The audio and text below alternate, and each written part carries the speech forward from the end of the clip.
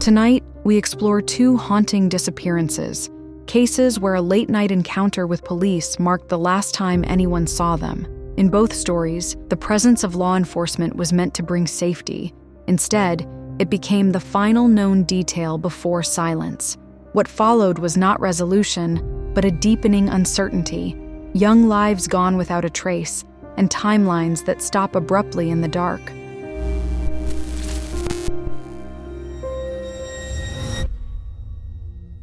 Toni Anderson was a vibrant 20-year-old marketing student at the University of Missouri, Kansas City, described by her mother, Liz Anderson, as beautiful, smart, intelligent, hardworking, kind, and loving. She worked as a server at the Chrome Strip Club in Kansas City, Missouri, often taking late-night shifts to help pay for her education. In the early hours of Sunday, January 15, 2017, she completed her shift. She left Chrome nightclub at around 4:05 a.m. Her stated intention was to meet a friend at a gas station, but she never arrived.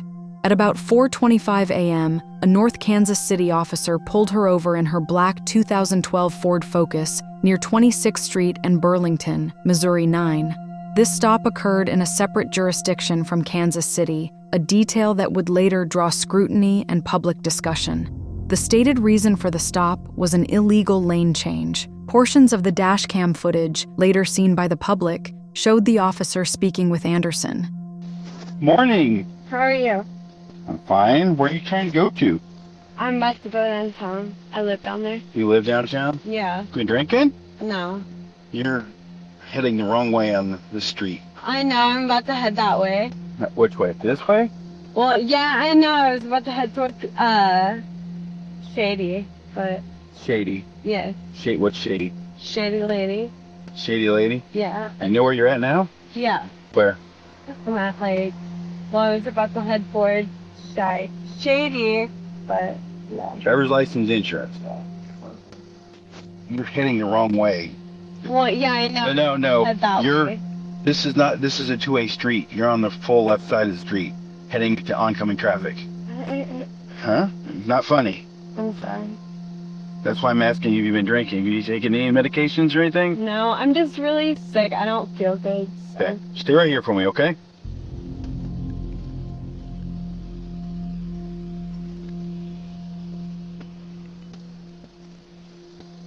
Toni, Yeah. do me a favor. Pull in that parking lot, sit there for a while, gather yourself. Okay. So, when it clears, I'm going to make sure the light turns, go there and park yourself, sit. Okay. Okay? Thank you. Because you're nowhere near and you're facing the wrong direction. I know, you just made me really nervous. I'm sorry. I so pull over there and gather yourself, okay? Thank you. During the exchange, she appeared disoriented, giving somewhat confusing and rambling answers to the officer's questions. The officer noted her behavior and ultimately advised her to pull into the Quick Trip across the street, issuing her a warning rather than a citation. She then left the parking lot. Shortly after the traffic stop, at 4:42 a.m., Anderson sent a text message to a friend. OMG, just got pulled over again. Police later suggested she was likely referring to the same stop that had just occurred, perhaps confused or disoriented by the experience, rather than indicating a second, distinct encounter with law enforcement. This would be her last known communication. Bank and video records show she entered the Quick Trip shortly after the stop. After this purchase, Toni Anderson seemingly vanished without a trace. The ensuing investigation was a desperate and agonizing search for Toni. Her family, baffled and terrified by her sudden disappearance, quickly hired a private investigator as their fears mounted with each passing day. They launched social media campaigns, organized search parties, and pleaded with the public for any information. Law enforcement agencies in both Kansas City and North Kansas City collaborated, publicly stating they were following various leads. However, weeks turned into months with no tangible sign of Toni or her black Ford Focus.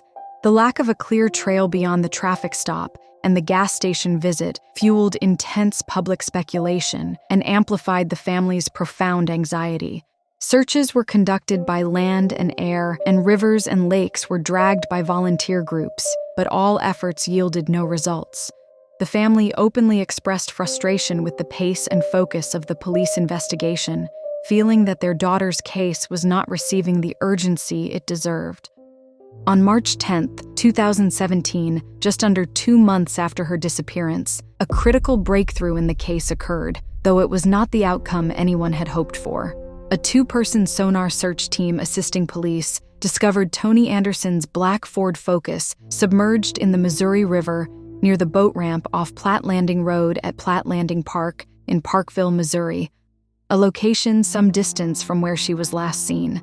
Tragically, her body was found inside the vehicle by divers who then recovered the car. The discovery brought a devastating end to the search, but it opened new questions about the circumstances of her death. The Jackson County Medical Examiner conducted an autopsy and subsequently ruled Toni Anderson's death accidental, citing environmental hypothermia and drowning as the cause. Contributing conditions were listed as acute ethanol and amphetamine intoxication and cocaine use. According to law enforcement, there was no indication of foul play. Police theorized that Toni's car may have inadvertently slid off a slick boat ramp, which, especially in the dark early hours, could have easily been mistaken for a regular road or a turnaround point. Her GPS system might have even directed her the wrong way as she attempted to navigate in an unfamiliar area while impaired. Evidence found inside the vehicle, such as the driver's window being down and her seatbelt unbuckled, led investigators to theorize she had attempted to escape but was quickly overcome by the strong current and the frigid water. Despite the official ruling and the detailed explanation from authorities, questions continued to linger for many, particularly for Toni's family and members of the public following the case. The precise timing of the traffic stop, her final cryptic text message about being pulled over again, and the relatively remote and seemingly out-of-the-way location where her car was found, an area that wasn't on her direct route home or to her friend's location, struck many as highly suspicious. While police expressed relief that it was a tragic accident and no foul play was involved, Toni's mother, Liz Anderson, publicly stated her doubts about the accident theory, suggesting that Toni would not have been in that area voluntarily. She highlighted the uncharacteristic nature of Toni's disappearance and the subsequent discovery, stating that it felt like an incomplete narrative. The case of Toni Anderson, officially closed as an accident, continues to be discussed, a stark and unsettling reminder of how quickly a life can vanish after a seemingly routine encounter, leaving behind a persistent shadow of doubt for those who knew her best. In a different state, another late-night encounter with law enforcement would precede a double disappearance, shrouded in even greater mystery and persistent suspicion.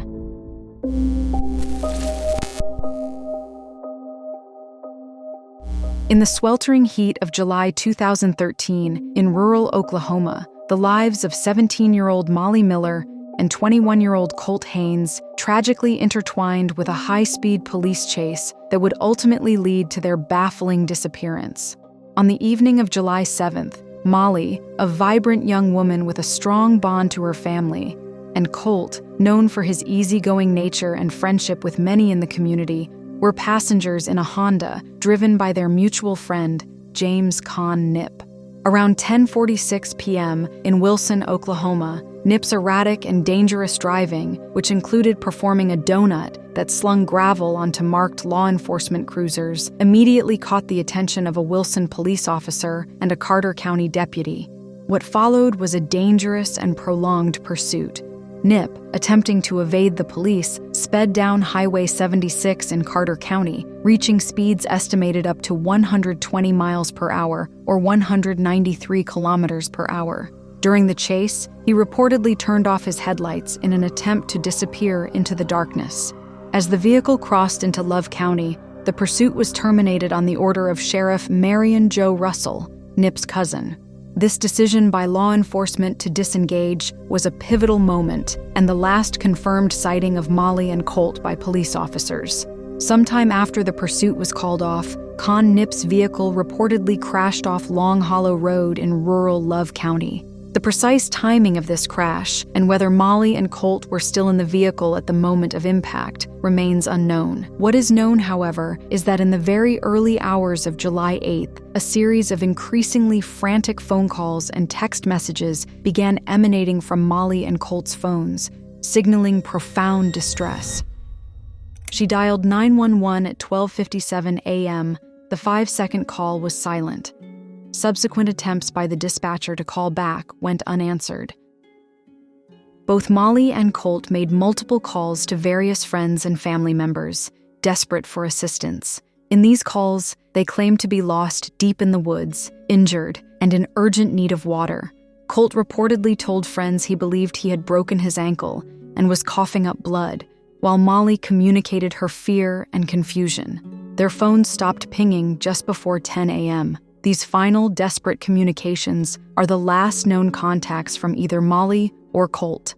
James Con Nip, the driver of the Honda, eventually made his way home. When initially questioned by authorities, James Con Nip claimed he knew nothing about Molly and Colt's whereabouts. He was later charged with fleeing from police, but significantly, he was never charged in connection with their disappearances, nor was he initially treated as a suspect by investigators in their vanishing.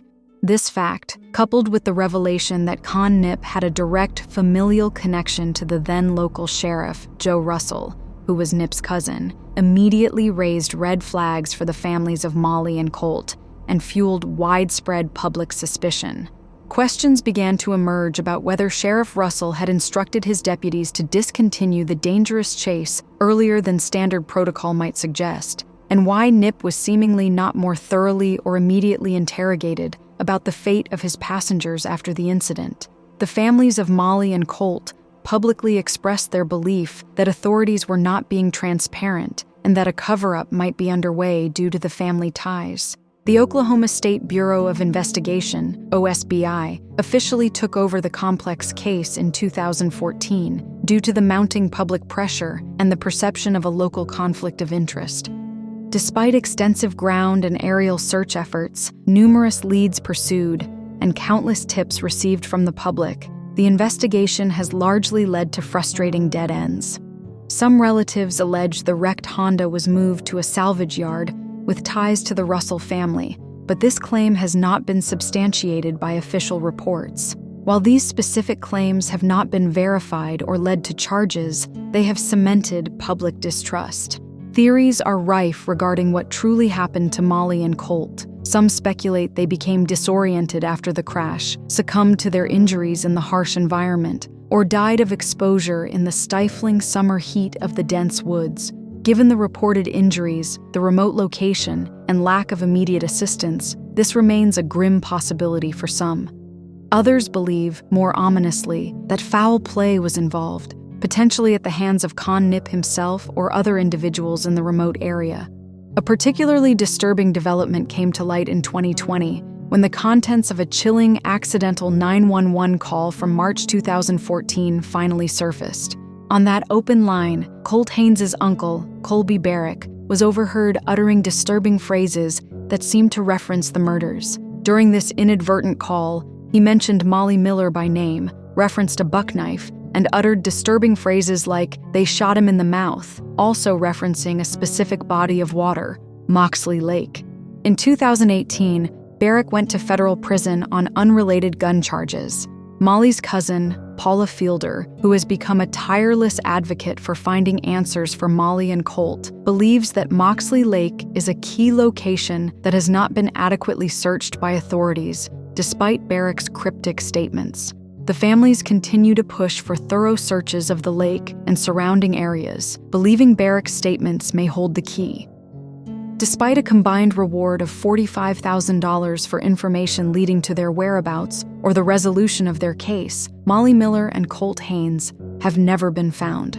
Their families continue to search for answers, holding annual vigils and trying to keep their story alive, haunted by the memory of those final, desperate phone calls and the persistent whispers of a small-town cover-up that may have prevented the truth from emerging for over a decade. The truth behind vanishings like Toni Anderson's, Molly Miller's, and Colt Haynes often remains hidden. Will new evidence ever surface, Or will fresh eyes ever unravel their final moments? Until then, these stories stand as potent reminders of lives cut short, leaving us with questions that persist. Thanks for watching. If these mysteries intrigue you, subscribe and turn on notifications for more deep dives into the strange and unknown every week.